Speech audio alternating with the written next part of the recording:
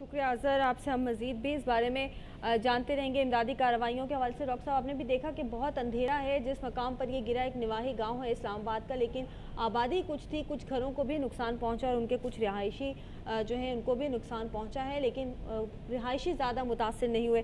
कुछ हम कराची एयरपोर्ट का हवाल भी जानेंगे जहाँ पर लवाहिकीन इस वक्त मौजूद हैं। वो इंतज़ार कर रहे हैं कि 7:15 बजे उनको पाकिस्तान इंटरनेशनल एयरलाइंस की परवाज़ लेकर जाए इस्लामाबाद और वो अपने प्यारों की शनाख्त कर सकें, उनकी आज़ा की तलाश कर सकें। उनसे जानेंगे कि वो इस वक्त क्या मनाज़र देखते हैं कराची एयरपोर्ट पर। इससे पहले हम पिम्स अस्पताल चलेंगे कराची एयरपोर्ट से कबल, जहाँ पर जाहिद हुसैन मशवानी मौजूद हैं और जहाँ पर इन शोहदा के आज़ा पहुँचाए गए हैं, ये डेड बॉडीज़ पहुँचाई गई हैं। जाहिद, बताइएगा पिम्स अस्पताल में आप इस वक्त मंजर क्या देखते हैं, डॉक्टर्स का, इंतज़ामिया का, वहाँ पर मौजूद लोगों का क्या कहना है सूरत हाल पर? पिम्स अस्पताल में इस वक्त दो अहम जो काम हैं वो सर अंजाम दिए जा रहे हैं। एक तो ये कि नादरा की टीम यहाँ पहुंच चुकी है और वो जो डेड बॉडीज हैं उनके जो फिंगरप्रिंट्स हैं वो लिए जा रहे हैं ताकि इनकी शनाख्त मुमकिन बनाई जा सके। दूसरी जानिब पिम्स के जो डॉक्टर्स हैं वो पोस्टमार्टम के अमल से जो है वो गुजार रहे हैं इस तमाम डेड बॉडीज़ को, और पोस्टमार्टम का जब अमल मुकम्मल किया जाएगा तो उसके बाद लवाहिकीन को ये इजाज़त दी जाएगी कि वो आएँ और अपने प्यारों की तलाश करें और उनकी शनाख्त करें। हमें अपने ज़राए ने जो अंदर डॉक्टर्स पिम्स के काम कर रहे हैं और जो सरकारी ज़राए हैं जो बाहर आए, उनका कहना यह था कि चंद एक इस तरह की डेड बॉडीज़ हैं जिनकी शनाख्त अब मुमकिन है, लेकिन जब वो मुकम्मल उनका पोस्टमार्टम कर लिया जाएगा तो उसके बाद ये मालूम हो सकेगा कि ये कौन थे और इनके लवाहिकीन जो हैं वो उनको पहचान सकेंगे। लेकिन ये बड़ी जो है वो बड़ी दिलसोज किस्म की बात है कि जब रहमान मलिक वज़ीर दाखिला यहाँ पर आए तो उन्होंने कहा कि हुकूमत यकीन दहानी उन्होंने कराई कि हुकूमत इस हवाले से जो है वो तहकीकात कर रही है और ज़िम्मेदारों को नहीं छोड़ा जाएगा। उस वक्त कि क्या अभी वरसा को लाशें हवाले करने का सिलसिला कुछ शुरू किया गया है? जी नहीं, इस वक्त मैं जिस तरह आपको बता रहा हूँ कि जो फिंगरप्रिंट्स हैं नादरा के हुकाम वो उस अमल पर जो है वो काम कर रहे हैं, और उसके अलावा जो हॉस्पिटल के डॉक्टर्स हैं वो पोस्टमार्टम कर रहे हैं इन डेड बॉडीज़ का, और वो उनको आपस में मिलाकर तो एक जो डेड बॉडीज़ की शनाख्त के लिए जो एक मेडिकल का तरीक़ाकार है वो मुकम्मल जब अमल होगा तो उसके बाद लवाहिकीन को इजाज़त दी जाएगी कि वो आएँ और अपने अपने प्यारों को पहचानें। जाहिद, हम आपसे जानते रहेंगे पिम्स अस्पताल में सूरत हाल क्या होगी। अभी फिंगरप्रिंट्स लिए जा रहे हैं जो डेड बॉडीज़ पहुंची हैं और पोस्टमार्टम का अमल मुकम्मल होने के बाद फिर लवाहिकीन को ये इजाज़त दी जाएगी कि वो शनाख्त कर सकें अपने प्यारों की। उससे कबल अभी ये अमल, ये प्रोसेस जो है इस वक्त जारी है। कराची में हम बात करेंगे एयरपोर्ट पर जहाँ पे लवाहिकीन मौजूद हैं बड़ी तादाद में, मनासिर क्या हैं और सूरत हाल क्या है। सलाहुद्दीन हमारे नुमाइंदे हमारे साथ मौजूद हैं। सलाहुद्दीन, बताइएगा कराची एयरपोर्ट पर आप इस वक्त सूरत हाल क्या देखते हैं? देखें, कुर्रतुल-ऐन कराची एयरपोर्ट की फ़िज़ा सोगवार है और यहाँ पे लवाहिकीन मौजूद हैं और हर आँख अश्क बार है। जो वो बदनसीब परवाज़ थी जो शाम यहाँ से इस्लामाबाद के लिए रवाना हुई थी, ताहम सिविल एविएशन अथॉरिटी, PIA और कराची की इंतज़ामिया की जानिब से यहाँ पर इंतज़ामात तो किए गए। यहाँ हमारे साथ वो शख्स मौजूद है जिसके एक ही ख़ानदान के 5 लोग इस बदनसीब परवाज़ में सवार थे। इसमें इनकी वालदा, वालिद और दीगर फैमिली मेम्बर थे। यहाँ हम उनके बात करेंगे साहबजादे से कि जी आपकी इस परवाज़ में जो वालदा थी, वालिद थे, तो आपकी कब उनसे मुलाकात हुई? आखिरी मुलाकात मेरी तकरीबन 5 बजे, ये यहाँ से एयरपोर्ट में छोड़ने आया था अभी शाम को, तो यहाँ से छोड़ के हम चले गए घर।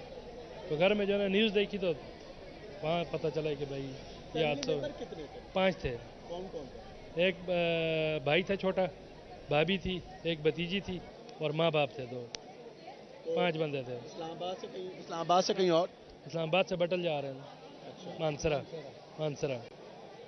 तो अच्छा, तो मानसरा मतलब यहाँ मुस्तकिल या किसी तकरीब में शिरकत करनी थी या मिलने जा रहे थे? नहीं, वहाँ रिहाइश है अपनी हमारी, वहाँ मानसरा में भी रिहाइश है और यहाँ कराची में भी है। कराची में भी हम लोग कुछ भाई वहाँ जो है ना रैश पजीर हैं और कुछ यहाँ रैश पजीर हैं, जिसकी वजह से कुछ अरसा वो यहाँ गुजारते थे और कुछ अरसा वहाँ गुजारते थे। अब गर्मियों के सीज़न में उन्होंने वहाँ जाकर गुजारना था, लेकिन ये तो हमें पता नहीं था। हर साल वो जाते थे गर्मियों के सीज़न के लिए, लेकिन ये तो पता नहीं था कि बस ये आखिरी मुलाकात है उनकी हमारे साथ। बस अल्लाह ताला की मर्ज़ी है, इसमें क्या कर सकते हैं हम।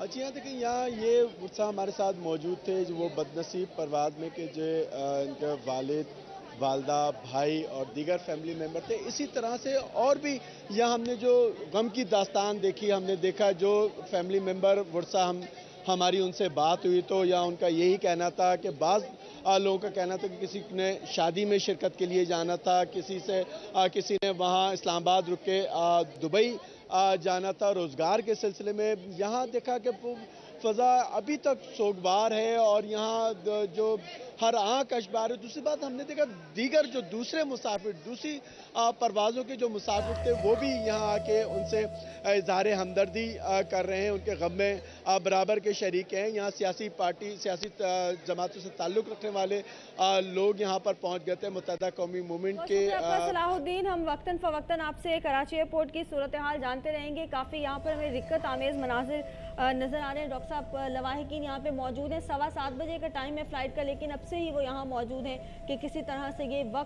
वक्त गुजारना उनके लिए इस वक्त उनकी ज़िंदगी का मुश्किल तरीन। अभी उन साहब के जज्बात देखकर ही मैं तो हिल गया जब वो ये कह रहे थे कि मेरा भाई, मेरी भाभी, मेरी भतीजी, मेरे माँ बाप, ये पांचों चले गए, ख़त्म। इस आदमी की सारी दौलत चली गई। सबसे बड़ी दौलत तो माँ बाप। डॉक्टर साहब, उसकी आंखों में आंसू भी मौजूद नहीं है कि वो बहा सके। ये वो कैफियत होती है जहाँ इंसान तकालीफ और मसाइब से बहुत आगे निकल जाता है।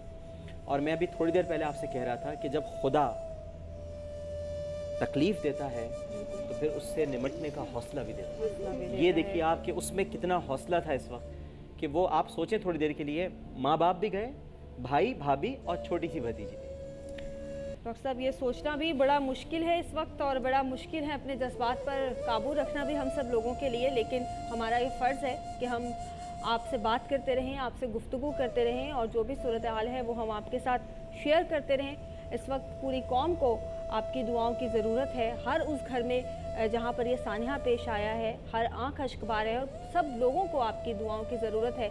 दुआ इसलिए नहीं कि कोई मौजज़ा हो जाए और कोई ज़िंदा बच जाए, क्योंकि अब जो रिपोर्ट्स आ रही हैं उसके मुताबिक तमाम 129 अफराद जाँ बहक हो चुके हैं। लेकिन दुआ इसलिए ज़रूरी है इस वक्त कि सब्र अता करें तमाम लवाहिकीन को, तसल्ली मिले, उनके दिल को सब्र मिले, किसी तरह से उन्हें थोड़ा सा हौसला वक्ती तौर पर आए कि वो अपने प्यारों को दफना सके।